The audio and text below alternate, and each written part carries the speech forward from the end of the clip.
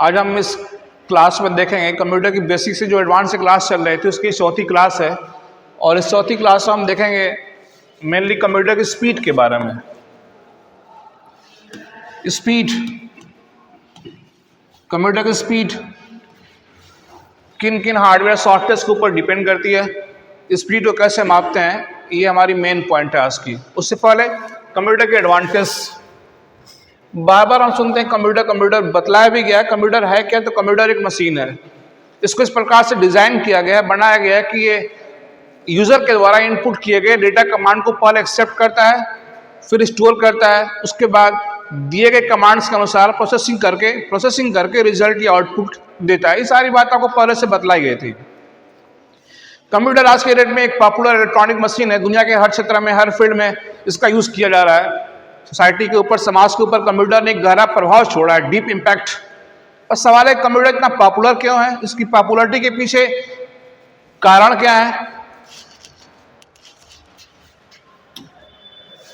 तो कंप्यूटर की पॉपुलरिटी के पीछे मेन कारण ये है: automation, high speed, accuracy, communication, high storage capacity, versatility, reliability इत्यादि कंप्यूटर की मेन एडवांटेज हैं।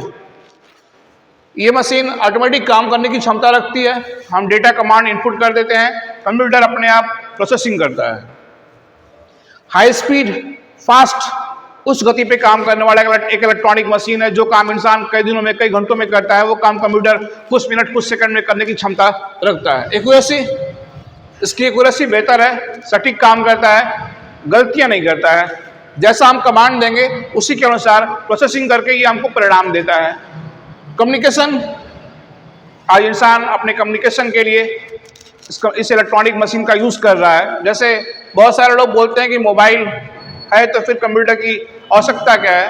तो आपको मैं बतला दूं कि जो काम मोबाइल से हो रहा है वो सारा काम कंप्यूटर से हो जाएगा, लेकिन जो काम कंप्यूटर से हो रहा है वो सारा काम मोबाइल से नहीं होगा। मोबाइल से आप कम्युनिकेशन कर रहे हैं, कंप्यूटर का भी यूज कर सकते हैं कम्युनिकेशन के लिए, वो चाहे ऑडियो कम्युनिकेशन हो या फिर वीडियो हो या फिर विजुअल हो, कैसा भी कम्युनिकेशन हो। कंप्यूटर की डेटा स्टोर करने की क्षमता बहुत अधिक है, हाई स्टोरेज कैपेसिटी इसकी अगली एडवांटेज है। काफ़ी बड़ी मात्रा में हम यहाँ पे data, software, record, photo, film, game, picture कुछ भी स्टोर कर सकते हैं। मीन्स इसकी मेमोरी काफ़ी अधिक है। इसमें जो भी डेटा स्टोर करने वाले हार्डवेयर लगे हुए हैं, जैसे हार्ड डिस्क है, तो अभी तक जो भी मेमोरी आई है या जो भी मेमोरी आजकल यूज की जा रही है, उन सब में सबसे अधिक क्षमता है हार्ड डिस्क की। तो ये कंप्यूटर की अगली एडवांटेज है, हाई स्टोरेज कैपेसिटी। ये मशीन बहुत अधिक डेटा, सॉफ्टवेयर स्टोर करने की क्षमता रखता है। और वर्सेटिलिटी, ये एक ऐसी इलेक्ट्रॉनिक मशीन है जिसके पास मल्टीटास्किंग करने की क्षमता है, एक साथ कई काम करने की क्षमता है। एक रिलायबल मशीन है, गलतियां नहीं करता है, और मल्टीमीडिया के फील्ड में भी इसका यूज किया जा रहा है। तो मैं यहाँ पे संक्षेप में आपको बतलाया कि क्यों ये मशीन इतनी पॉपुलर है, इसकी पॉपुलरिटी के पीछे मेन कारण क्या है, इसकी खूबियां या एडवांटेज क्या है, इससे लाभ क्या है, ये आपको बतलाया गया है। तो कंप्यूटर के इतनी सारी एडवांटेज हैं। अब जो हमारी मेन पॉइंट है स्पीड, उसके ऊपर बात करते हैं। एक बड़ा सवाल है, अक्सर लोग बोलते हैं कि फला कंप्यूटर स्लो काम कर रहा है, फला कंप्यूटर फास्ट काम कर रहा है। हम इस क्लास में देखेंगे कंप्यूटर की स्पीड कैसे घटती बढ़ती है, कंप्यूटर की स्पीड कैसे मापते हैं, कौन कौन से फैक्टर हैं, कारक हैं जो कंप्यूटर की स्पीड को बढ़ाने घटाने का काम करते हैं। तो कंप्यूटर की स्पीड को प्रभावित करने वाले 4 फैक्टर हैं। नंबर 1, माइक्रो प्रोसेसर, जिसे आमतौर पर लोग बोलते हैं सीपीयू। 2 नंबर पे रैम, ये क्रम से लिखा जा रहा है। 3 नंबर पे हार्ड डिस्क, और 4 नंबर पे एक सॉफ्टवेयर है जिन्हें आमतौर पे बोलते हैं ऑपरेटिंग सिस्टम। जैसे आपने सुना होगा एंड्रॉयड, विंडोज, ये सारे ऑपरेटिंग सिस्टम है। तो कंप्यूटर की जो एडवांटेज थी उनमें एक एडवांटेज था इसकी हाई स्पीड, उच्च गति, फास्ट काम करने की क्षमता, तेज गणना करने की क्षमता। तो यहाँ पे सवाल है कि कंप्यूटर की स्पीड को प्रभावित करने वाले कौन कौन से फैक्टर्स हैं, कारक हैं, उसकी स्पीड कैसे घटती बढ़ती है। मैंने आपको यहाँ बतलाया कि ये 4 ऐसे पॉइंट्स हैं या 4 ऐसे फैक्टर्स हैं जो कंप्यूटर की स्पीड को घटाने बढ़ाने काम करते हैं। वो है माइक्रो प्रोसेसर नंबर 1, उससे आप कंप्यूटर का इंजन भी कर सकते हैं। आमतौर पे प्रोसेसर को, सीपीयू को लोग कंप्यूटर का ब्रेन कहते हैं, लेकिन ये कंप्यूटर का दिल दिमाग सब कुछ है।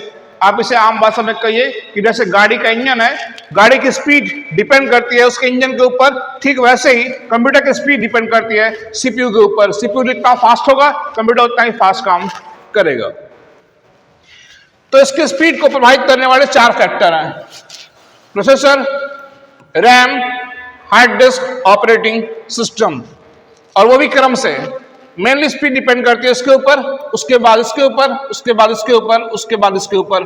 और हम ये भी कर सकते हैं, पांचवें पायदान पे, 5वें पॉइंट पे हम आते हैं, हम मतलब यूजर, इसके वजह से भी कंप्यूटर की स्पीड घटती और बढ़ती है।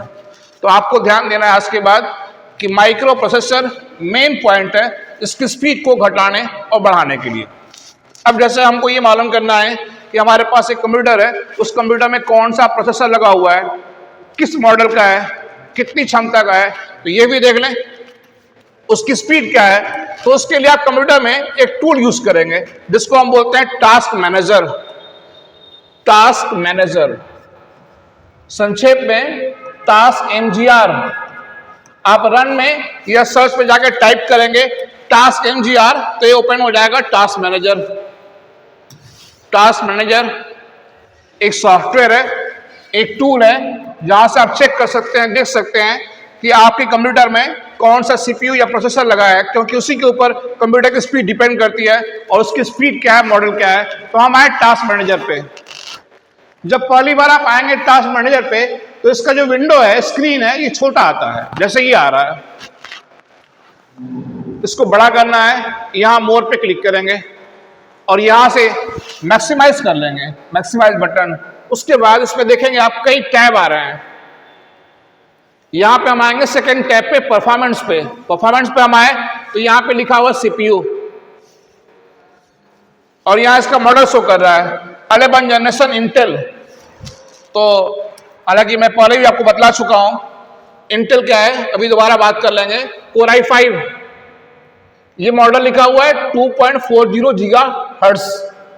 तो आपने देख लिया इस कंप्यूटर में लगे हुए सीपीयू के बारे में, प्रोसेसर के बारे में, कि इस कंप्यूटर में सीपीयू लगा हुआ है इंटेल कंपनी का 11 जनरेशन कोर i5 मॉडल है, और उसकी बेस स्पीड है, बेस स्पीड 2.40 गीगाहर्ट्ज। एक होता है बेस स्पीड और एक होता है बूस्ट स्पीड, दोनों के ऊपर हम बात करेंगे अभी।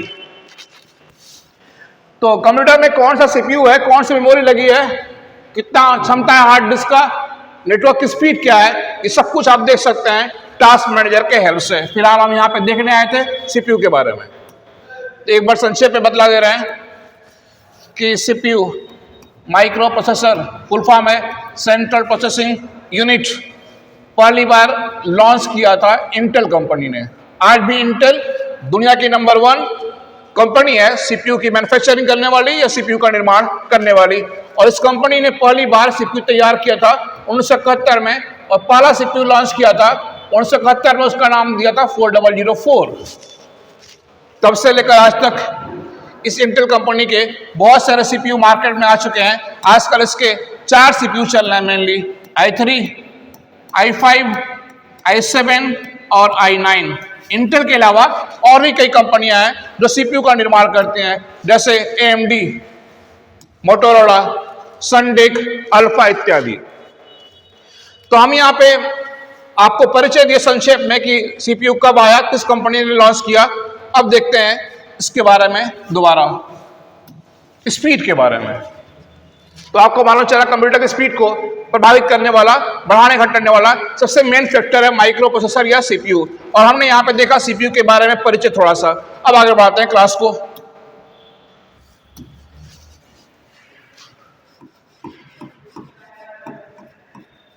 माइक्रो प्रोसेसर, हम यहां बात करेंगे स्पीड के बारे में। कुछ लोग उसको प्रोसेसर भी कहते हैं, प्रोसेसर। अब इसकी स्पीड मापते कैसे हैं, तो एक बात ध्यान रखना आपको कि कंप्यूटर की स्पीड को 3 तरह से मापते हैं। कंप्यूटर की स्पीड को 3 प्रकार से मापते हैं या मेजर करते हैं। पहला है क्लॉक स्पीड, जिसे आमतौर पर लोग स्पीड भी कहते हैं। दूसरा है थ्रूपुट,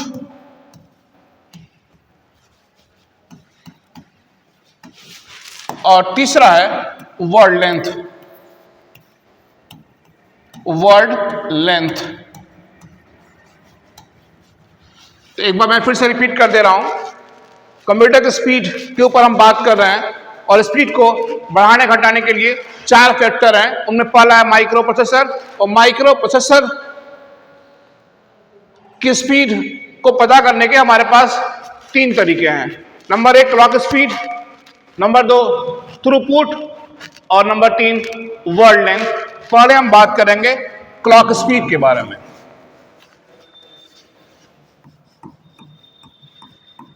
क्लॉक स्पीड, जिसे आमतौर पर लोग कहते हैं स्पीड, आपने देखा था अभी टास्क मैनेजर के हेल्प से इस कंप्यूटर की क्लॉक स्पीड को हमने चेक किया था, तो वो था 2.40 गीगाहर्ट्ज।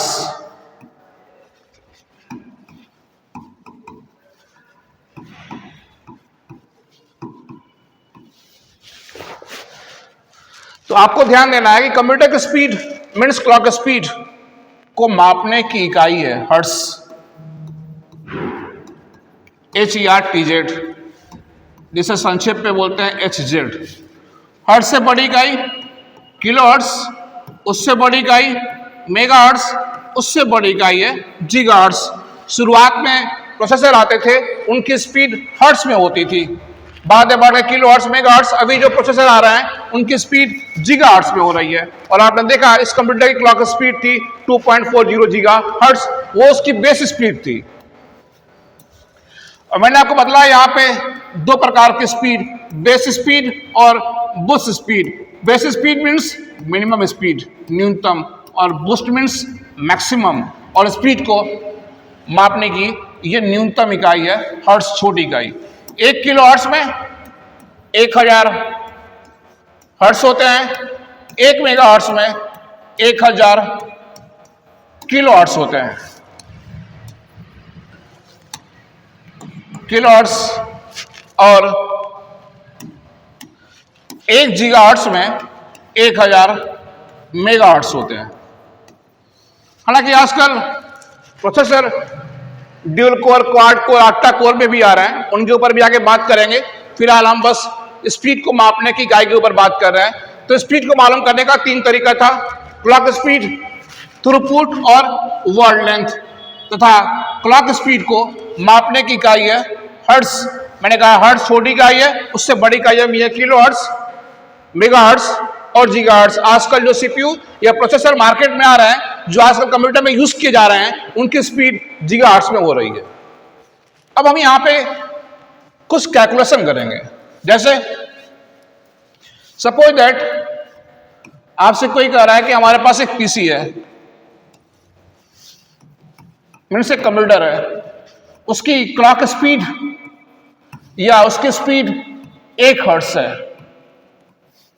ऐसे ही आता है, ध्यान देना है। कंप्यूटर की स्पीड को प्रभावित करने वाला मेन फैक्टर है माइक्रो प्रोसेसर या सीपीयू, और माइक्रो प्रोसेसर या सीपीयू की क्लॉक स्पीड को मापने के लिए हम यूज करते हैं हर्ट्ज का। तो मैंने एग्जांपल देखी, कोई कह रहा है कि हमारे पास एक कंप्यूटर है, उसकी स्पीड है या क्लॉक स्पीड है, बेस स्पीड है 1 हर्ट्ज। तो हमें यहाँ पे कैलकुलेशन क्या करना है? हमें कैलकुलेशन ये करना है, हमें ये मालूम करना है कि जिस कंप्यूटर की क्लॉक स्पीड 1 हर्ट्ज होगी, सिर्फ 1 हर्ट्ज, वो कंप्यूटर कितने देर में कितना काम करेगा, या कितनी देर में कितनी गणनाएं करेगा, या ये बोले कितने देर में कितने कमांड्स को एग्जीक्यूट करेगा। तो ये मालूम करने के लिए या इन सवालों का जवाब निकालने के लिए आपको हर्ट्ज को कन्वर्ट करना पड़ेगा एक दूसरी इकाई में, जिसका नाम है सीपीएस। सीपीएस का सही फुल फॉर्म है, रियल फुल फॉर्म है साइकिल पर सेकेंड। साइकिल पर सेकेंड, पर सेकेंड मीन्स आप समझते ही हैं 1 सेकेंड। साइकिल इसका रियल फुल फॉर्म है, लेकिन मैं समझाने के लिए इसको बोलता हूं कैलकुलेशन या कमांड पर सेकंड। याद रखिएगा, इसका सही नाम है साइकिल पर सेकंड, फुल फॉर्म सीपीएस का, लेकिन समझाने के लिए कैलकुलेशन या कमांड पर सेकंड कहा जाता है। मीन्स ये कि एक कंप्यूटर है, उसकी क्लॉक स्पीड 1 हर्ट्ज है, तो वो कंप्यूटर कितने देर में कितना काम करेगा। तो ये कैलकुलेट करने के लिए हम इस हर्ट्ज को चेंज करेंगे सीपीएस में। आपको ध्यान देना है कि आप हर्ट्ज के द्वारा डायरेक्ट ये कैलकुलेट नहीं कर सकते हैं कि कंप्यूटर की कोई कंप्यूटर कितने देर में कितना काम करेगा। आपको हर्ट्ज को कन्वर्ट करना पड़ेगा सीपीएस में। और ये भी ध्यान देना है कि जितनी वैल्यू हर्ट्ज की होती है उतनी वैल्यू सीपीएस की होती है। मीन्स 1 हर्ट्ज बराबर 1 सीपीएस।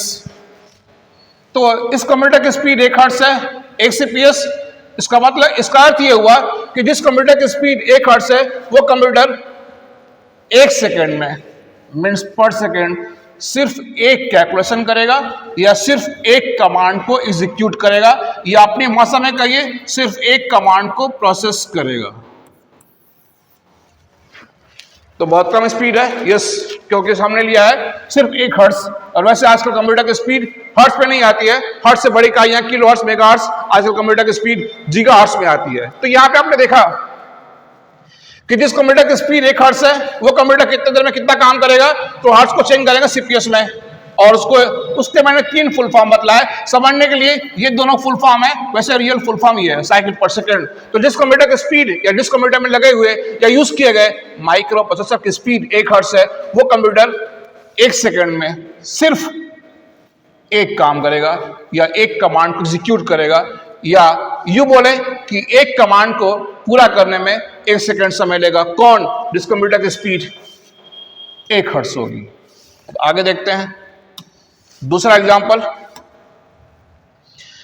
माना कि एक कंप्यूटर है, मीन्स एक पीसी है, उसकी स्पीड या क्लॉक स्पीड 1 किलो हर्ट्ज है, 1 किलो हर्ट्ज।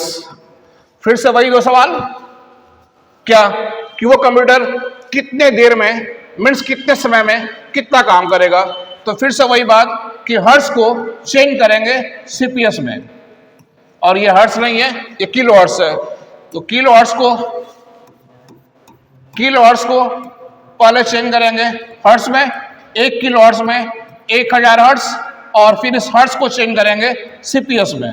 तो 1000 हर्ट्ज बराबर 1000 सीपीएस। अब आप यहां पे देख सकते हैं कि जिस कंप्यूटर की स्पीड 1 किलो हर्ट्ज होगी वो कंप्यूटर कितने देर में कितना काम करेगा। तो ये मालूम करने के लिए किलो हर्ट्ज को पहले चेंज किया हर्ट्ज में, फिर हर्ट्ज को चेंज किया, मीन्स कन्वर्ट किया किसमें, सीपीएस में। तो इसका अर्थ ये हुआ कि जिस कंप्यूटर की स्पीड 1 किलो हर्ट्ज होगी वो कंप्यूटर पर सेकेंड मीन्स 1 सेकेंड में 1000 काम करेगा, या 1000 गणनाएं करेगा, या 1000 कमांड्स को एग्जीक्यूट करेगा। आप उसको उल्टा करके भी कर सकते हैं कि वो कंप्यूटर 1000 काम करने में सिर्फ 1 सेकेंड समय लेगा। कौन? जिसकी स्पीड 1 किलो हर्ट्ज होगी। इसी संबंधित एक तीसरा एग्जांपल, और ये लास्ट एग्जांपल है। सपोज दैट एक कंप्यूटर है या एक पीसी है, उसकी स्पीड 1 गीगाहर्ट्ज है। और फिर वो वही 2 सवाल कि जिस कंप्यूटर की स्पीड 1 गीगाहर्ट्ज है वो कंप्यूटर कितने देर में कितना काम करेगा। तो कितना देर, इसका जवाब मिल चुका है, मीन्स 1 सेकंड में कितना काम करेगा। तो फिर से वही बात कि आपको इस गीगाहर्ट्ज को चेंज करना पड़ेगा हर्ट्ज में, और हर्ट्ज को चेंज करना पड़ेगा सीपीएस में।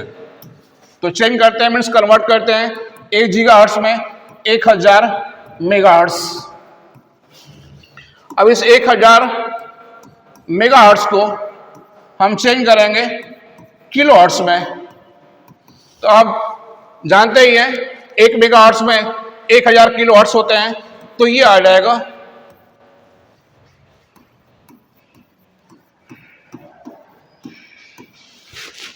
तो इस 1000 मेगाहर्ट्ज को चेंज करेंगे किलो हर्ट्ज में, तो उसकी वैल्यू ही आ गई। अब इस किलो हर्ट्ज को चेंज करेंगे हर्ट्ज में, तो आपको पता ही है कि 1 किलो हर्ट्ज में 1000 हर्ट्ज होते हैं।